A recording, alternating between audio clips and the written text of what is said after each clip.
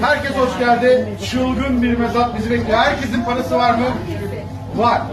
Güzel bir zengin kalabalığı görmek harika dostlar. Herkesin elleri cüzdanlarda. Başlayacağım. Açışlar serbest. Saçma sapan fiyatlar vereceğim. Çılgın bir ipek tablo. Büyük boy görmüş olduğunuz üzere. Tertemiz. Harikulade bir ürün. 2000 lirası var mı? Var mı 2000 lira? 500 lira yazsa sat. Sat. Tansiyon ölçülür. Tım. Evet. Al abi tansiyon ölçer. En son. 1600'e satıyorum. 1600'e. Var. 1700'e.